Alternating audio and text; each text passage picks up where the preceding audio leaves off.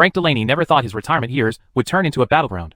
He had already faced his fair share of conflicts on foreign soil, in blistering heat, under skies heavy with tension and smoke. As a Marine veteran, his battles were supposed to have been left behind, memorialized in stories and in memories carried quietly within. His home, a modest one-story house in a peaceful suburban neighborhood, was meant to be his haven, a place where he could sit on the porch with a cup of black coffee and watch the world turn lazily by. That illusion was shattered on a morning that began like any other, but ended with a heartbreak he couldn't have anticipated. It started with a smell, an acrid, nauseating stench that drifted through the front door as Frank stepped outside. His eyes, sharp despite his age, scanned the porch and then dropped to a blackened pile of smoldering ashes near his railing. The color drained from his face. He moved quickly, the way he used to when responding to a threat, and crouched to see what remained of the object. His hand trembled as it reached out instinctively. The glass case was shattered into shards, its protective enclosure reduced to twisted metal. Within the pile of charred fabric, the colors of red, white, and blue were barely visible, consumed by fire, but not erased from Frank's memory. It was his flag, his combat flag, taken from his final deployment overseas. It had survived sandstorms, firefights, and long, lonely nights under foreign moons, but it had not survived the neighborhood he called home. His gut boiled with fury and disbelief. This flag was not a mere ornament. It was a sacred piece of his life, a reminder of the friends he had lost and the promises made in blood. Every year on Memorial Day, Frank had placed it out on his porch in a beautiful case, illuminated by a small solar light, a quiet tribute to those who never returned. And now it was gone, burned like trash, desecrated on the very ground it was supposed to protect. He stumbled back inside, his mind wrestling between disbelief and anger, and called out to his wife, Linda. Linda was in the kitchen when he burst through the door, her back straightening immediately when she saw his expression. In their decades of marriage, she had seen Frank's face through many seasons, joy, sorrow, grief, pride, but this expression was raw, stripped down to something primal. She followed him outside, and gasped audibly when she saw the wreckage. Her hands flew to her mouth as her eyes widened, understanding instantly what this meant. It didn't take long for answers to arrive. Or rather, for confrontation to come knocking. Frank hadn't even cleaned up the ashes when Karen showed up, striding up the walkway with the entitlement of a self-appointed monarch. She was the president of the local homeowners association, a position she held with iron fists and false smiles. Her perfectly coiffed hair and pressed blouse seemed almost to mock the scene before her. She looked at the ashes, then at Frank, her lips pursed in a tight smile that never touched her eyes. Frank's fists curled at his sides, his body taut like a wire ready to snap. "Was this your doing?" he asked, his voice low, controlled, but brimming with restrained fury. Karen's expression didn't falter. She clasped her manicured hands before her voice dripping with condescension. "Mr. Delaney, the board recently passed a rule banning unauthorized outdoor displays. It's in the interest of property uniformity. I personally oversaw the removal of all non-conforming items, including your flag." Frank felt his heart hammer against his ribs. "You burned it." Karen's nose twitched in irritation. "We disposed of it appropriately, considering the violation." "Disposed?" Frank's voice cracked, his control slipping. "That flag has been with me through 2 tours of duty. It's not decoration. It's history. It's sacrifice." Karen's smile thinned. "It was creating visual clutter, and several complaints were filed. Our neighborhood has standards to maintain. I suggest you review the new bylaws set out last week." Frank's vision blurred with rage. "No vote was held. I didn't receive any notice about these rules." Karen shrugged, turning on her heel. "Community harmony is the priority here, Mr. Delaney. I hope you'll cooperate moving forward." The conversation ended as quickly as it had started, with Karen's shoes clicking against the pavement as she walked away, oblivious or indifferent to the storm she had just unleashed. Frank stood there for a long time, his chest heaving, Linda's hand on his shoulder in quiet support. He knew then and there, this was not a misunderstanding. This was a deliberate act of aggression, a message sent by those who fancied themselves in control, and he would not take it lying down. News of the incident traveled fast. By midday, neighbors began to murmur and whisper. Teddy, who lived 3 houses down and had served in the army, came over with his jaw set and eyes dark with shared anger. He stared at the pile of burnt fabric and cursed under his breath. "This isn't just a flag," Teddy said grimly. "This is a declaration of war." In the days that followed, the Delaneys received a flurry of letters from the HOA. Official notices stuffed into their mailbox, each one colder and more absurd than the last. Fines were levied, citing violations of property harmony and unauthorized displays. They included pictures of their porch as evidence of pride, evidence of honor, twisted into legal jargon to justify punishment. Frank's once peaceful home became a legal war zone, with threats of further action, fines escalating weekly, and mentions of potential restraining orders if they failed to comply. But it wasn't just about the flag. Teddy began to dig deeper, attending HOA meetings, poring over public records, and speaking with neighbors. He uncovered a sinister pattern, a quiet, calculated effort to sanitize the neighborhood, targeting longtime residents, particularly veterans and older homeowners, under the banner of modernization and property value enhancement. The HOA board, led by Karen and a few of her sycophants, had passed a series of unannounced amendments, implementing rigid guidelines about decorations, yard arrangements, and public displays. Anything that deviated from their sterile version of suburban perfection was to be removed, penalized, or driven out. Frank and Linda sat at their kitchen table each evening, surrounded by paperwork and evidence, frustration mounting as they realized how deeply this injustice ran. But where Karen and her allies saw submission, Frank saw defiance. He had faced greater enemies in his lifetime, enemies who shot at him from hidden perches, enemies who tried to break his spirit in ways far more violent than bureaucratic bullying. He wasn't about to let a petty suburban tyrant erase his history. Linda was no stranger to these battles either. She had kept the home fires burning when Frank was away, she had raised their children alone through deployment after deployment, and she had comforted him through sleepless nights haunted by memories most people would never understand.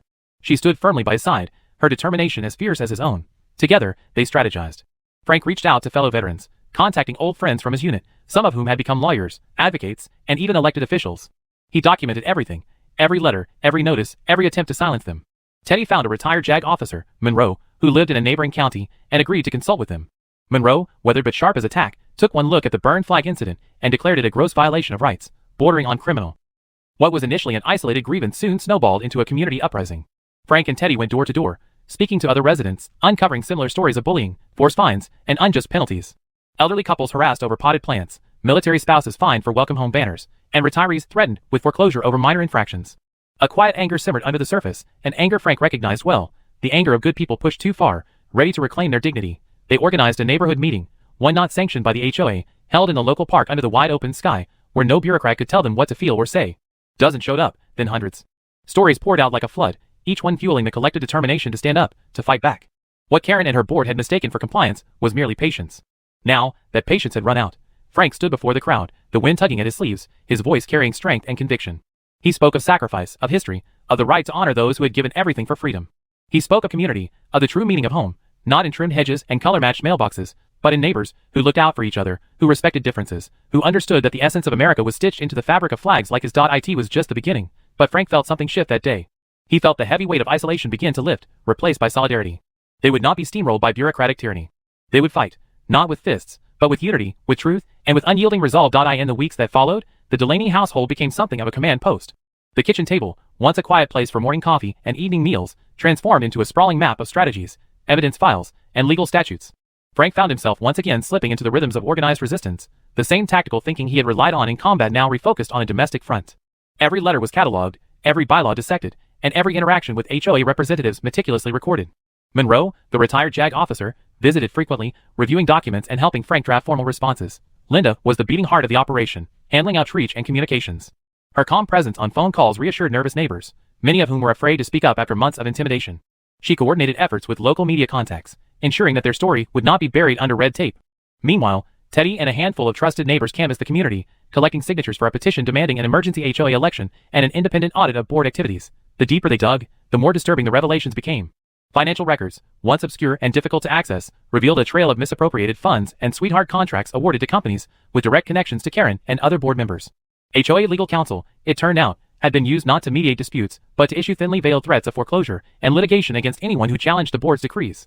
A complex scheme was unfolding, one that went beyond personal vendettas and pointed to a concerted effort at gentrification. Karen's faction had been methodically driving out older residents and military families, replacing them with younger, wealthier newcomers who had no attachment to the community's history or its veterans. They enforced their vision of modernization through arbitrary regulations, overzealous code enforcement, and an escalating series of fines that often resulted in forced sales of homes. Real estate investors and developers lurked behind the scenes, scooping up properties at reduced prices to flip or rent out at a premium.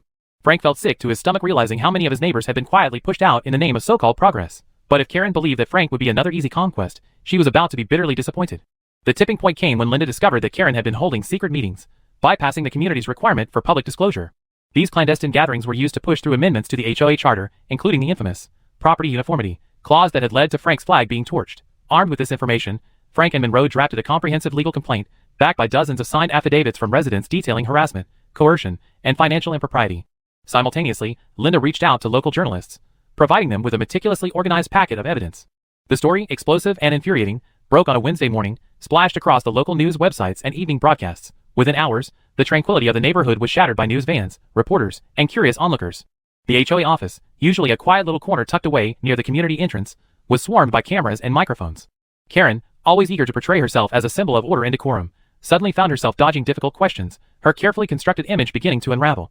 The backlash was immediate. HOA board members, who had previously rubber-stamped Karen's decisions, began distancing themselves, realizing that their positions were no longer secure.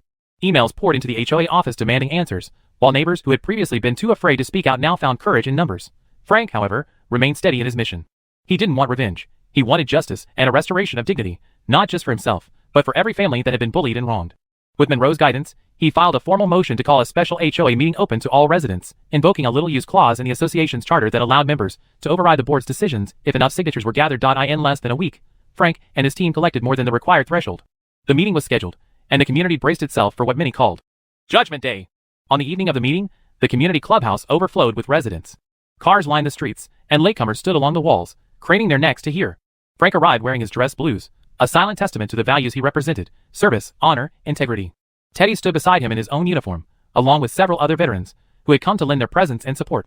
The air was charged with anticipation, a collective recognition that something momentous was about to occur. Karen opened the meeting with her usual air of superiority, but the crowd was restless, unamused by her prepared speech filled with half-truths and legal jargon. When Frank took the floor, the atmosphere shifted. He spoke without theatrics, without anger, but with a calm, steady authority that commanded attention. He told his story plainly, about his service, his flag, and the morning he found it reduced to ashes by the very community he had chosen to protect in his retirement. He detailed the relentless harassment, the predatory fines, and the underhanded tactics employed by the HOA board. He laid out the evidence of financial misdeeds and secret meetings, each point punctuated by undeniable documents projected onto a large screen Monroe had set up. The room grew increasingly tense as Frank revealed the backdoor deals Karen had orchestrated, the developer connections, and the targeted harassment of military families and longtime residents. He didn't need to embellish anything. The truth was damning enough.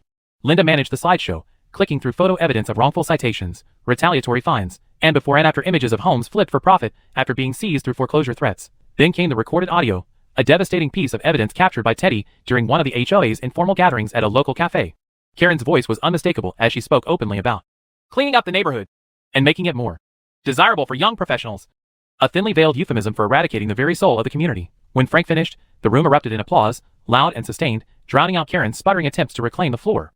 The board's legal counsel tried to intervene, citing procedure, but Monroe cut him off, citing state law and HOA regulations that explicitly granted homeowners the right to vote out corrupt leadership. The vote was called that very night. Karen's fate was sealed when ballot after ballot was cast against her and her loyalists. By the time the counting concluded, the results were irrefutable. Karen was removed as HOA president, along with 3 other board members implicated in the scandal. A new interim board was appointed, composed of long-term residents, including Teddy and other respected community members. They were tasked with auditing the association's finances, overturning unjust fines, and restoring transparency to the HOA's governance. Frank was offered a seat on the new board, but he politely declined. His fight was never about holding power. It was about reclaiming dignity, defending the truth, and standing up for the principles he had always believed in. He told them his rightful place was on his porch, where his flag once flew proudly, and would fly again. In the days after the historic meeting, Frank noticed the first true change wasn't in the policies or the paperwork, it was in the atmosphere of the neighborhood itself. Gone was the uneasy quiet that had settled like a fog over the streets. In its place came a hum of conversation, of neighbors stopping to chat, of children playing freely again without anxious glances from their parents. There was laughter, there were long overdue introductions among residents who had, for too long, kept their heads down, and most importantly, there was a growing sense of ownership, the kind of ownership that had nothing to do with deeds or titles and everything to do with belonging.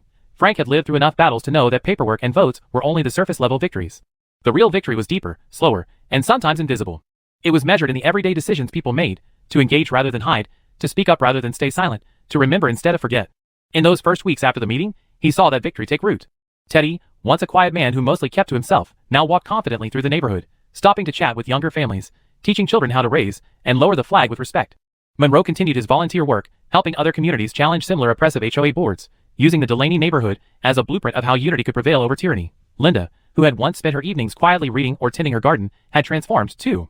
She became a connector, someone neighbors turned to when they needed advice, someone who organized weekly coffee mornings on her porch, bringing together women who had felt isolated for too long under Karen's suffocating rule. Her strength, quiet but unmistakable, became the steady pulse of the community's revival.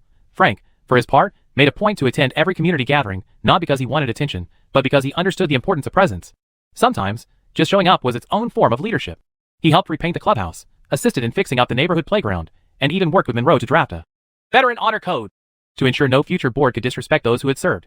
This document was unanimously adopted by the new board and proudly displayed at the entrance of the neighborhood, a silent but powerful reminder of the history and sacrifice embedded in the community's fabric. There were moments, however, when Frank found himself quietly reflecting, especially in the stillness of the early morning. He would sit on his porch, coffee in hand, the flag gently stirring in the breeze, and think about how close he had come to losing everything that gave his life meaning. The destruction of his combat flag had felt, in the moment, like a final betrayal, after giving his youth, his health, and seeing brothers in arms lost in battle, to come home and face erasure in his own neighborhood had cut deeper than any wound sustained overseas. But from those ashes had risen something stronger than before, a neighborhood reborn, a purpose rekindled, and a legacy solidified. Months passed, and the seasons changed. The neighborhood embraced its renewed sense of community. Veterans' holidays became large, inclusive events. Memorial Day, which once passed quietly with only Frank's solitary flag in attendance, now transformed into a community-wide ceremony. Flags lined the streets, children laid flowers near the clubhouse's memorial plaque, and families listened as local veterans shared their stories, not as political statements, but as lessons of courage, sacrifice, and unity. One autumn afternoon, Frank received a letter postmarked from out of state.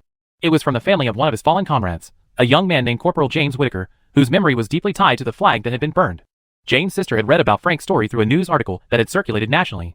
Her words, handwritten and heartfelt, expressed gratitude that the symbol of her brother's sacrifice had been defended so fiercely, even after his passing. She wrote about how Frank's stand had reminded her that her brother's memory lived on not just in history books, but in the daily lives of neighbors who refused to let service be forgotten. Frank's hands trembled slightly as he folded the letter and placed it beside his medals, another quiet reminder of why the fight had mattered so much. As winter approached, the new HOA board finalized the rewriting of the neighborhood charter. Many of the worst abuses of the previous regime were formally erased. Residents now had stronger rights, more transparent processes, and greater input into decisions that affected their lives.